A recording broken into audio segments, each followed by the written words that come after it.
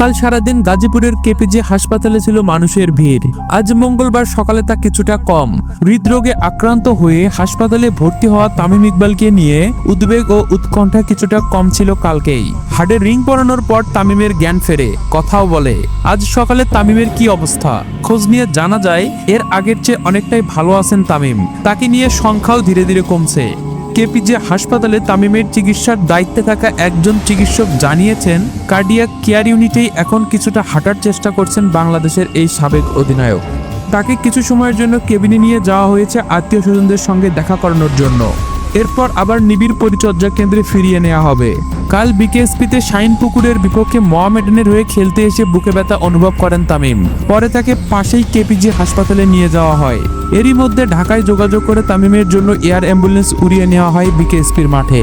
কিন্তু কেপিজে হাসপাতাল থেকে বিকেএসপিতে ফিরে হেলিকপ্টারে ওঠার আগে জ্ঞান হারিয়ে ফেলেন তামিম। শারীরিক অবস্থা অবনতির কারণে তোলা হয়নি এয়ার অ্যাম্বুলেন্সেও। পরে আবার কেপিজে বিশেষায়িত হাসপাতালে আনার পর তার বুকে ব্লক ধরা পড়ে। জরুরি ভিত্তিতে এরপর রিংও পরানো হয়।